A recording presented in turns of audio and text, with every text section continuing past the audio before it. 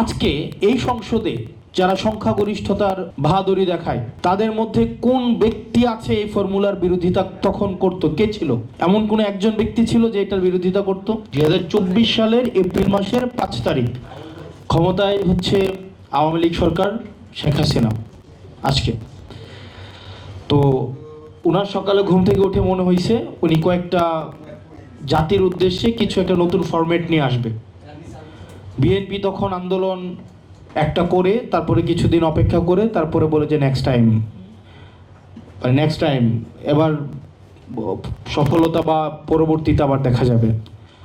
2024 সালের এপ্রিলের 5 তারিখ শেখ হাসিনা একটা ফর্মুলা নিয়ে আসলো।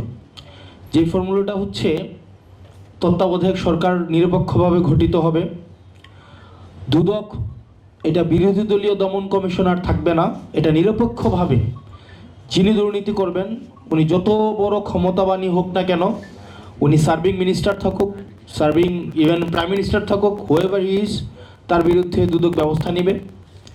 উনি একটা গুম কমিশন বানাবে এবং এই গুম কমিশন হচ্ছে তদন্ত করার জন্য কোনো প্রায়র অনুমতি নিতে হবে না। উনি হচ্ছে একটা ফর্মুলা দিল, যে ফর্মুলাতে হচ্ছে উনি যেই বিচার বিভাগকে সম্পূর্ণ স্বাধীন করবেন, কোনো বিচারককে পোস্টিং প্রমোশনের ভয় দেখিয়ে বিচার কার্যক্রম ম্যানিপুলেট করবে না। আজকে কয় তারিখ? এপ্রিল মাসের 5 তারিখ এই প্রস্তাবটা আমরা হাসিনা ফর এক্সাম্পল দিয়েছে। আজকে এই সংসদে যারা সংখ্যাগরিষ্ঠতার বাহাদুরি দেখায় তাদের মধ্যে কোন ব্যক্তি আছে এই ফর্মুলার বিরোধিতা তখন করত? কে ছিল? এমন কোন একজন ব্যক্তি ছিল যে এটার বিরোধিতা করত? মানে প্রাইম মিনিস্টারকে বিরোধিতা করতো তখন, আমাদের সালাউদ্দিন সাহেবকে তখন বিরোধিতা করতো, বা হচ্ছে কে বিরোধিতা করতো তখন? মানে একজনকে খুঁজে পাওয়া যেত যে হাসিনাকে বলতো যে না আমরা এটাকে মানি না, একজনকে খুঁজে পাওয়া যেত তখন। মানে আমরা যদি ওই সিচুয়েশনে যাই তাহলে 2024 সালের এপ্রিল মাসের 5 তারিখ এই সংসদের এমন একজনকে খুঁজে পাওয়া যাইতো যে তখন বলতো যে না আমরা এই হিউম্যান রাইটস কমিশন চাই না, আমরা একটা হিউম্যান রাইটস কমিশন চাই, এটা মন্ত্রণালয়ের অধীনে থাকবে, অর্থাৎ তৎকালীন সময়ের আসাদুজ্জামান খান কামালের অধীনে থাকবে। তখন কি কোনো এই যে বিএনপির কোন এমপি এই কথা বলতো না? তখন কি দুদকের বলতো যে না দুদককে যদি আমরা প্যারালাল একটা সরকার বানাই ফেলি তাইলে কেমনে হবে, দুদককে অবশ্যই একটা মিনিস্ট্রির আন্ডারে রাখা লাগবে? তখন কে কথা কেউ বলতো? তখন কেউ বলতো না। তার মানে সিজন এবং হচ্ছে কি চেয়ার পরিবর্তনের সাথে সাথে আমাদের হচ্ছে আমাদের মেন্টালিটিও চেঞ্জ হয়ে গেছে।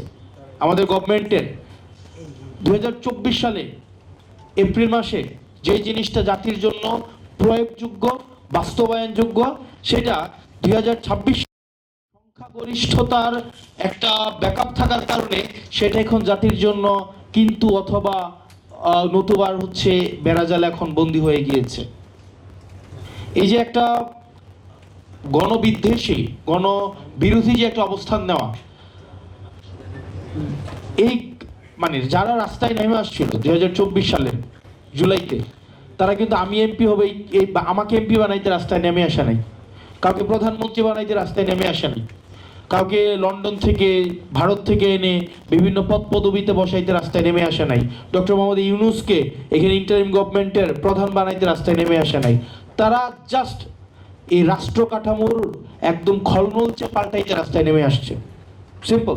কিন্তু আজকে নির্বাচনের পরে আমরা এইটা পুরো সিস্টেমের বিরুদ্ধে একটা অবস্থান নিলাম।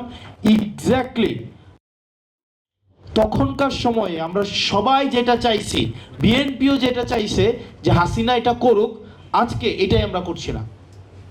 আমরা একটা হিউম্যান রাইটস কমিশন বানাইতেছি এখন, এটা হচ্ছে মন্ত্রণালয়ের অধীনে থাকবে। অর্থাৎ আমাদের গ্রামের ভাষায় একটা কথা বলে, আমরা বিড়ালকে দিচ্ছি মাছের নিরাপত্তার দায়িত্ব, মানে শুটকির পাহারা দিচ্ছে বিড়ালকে।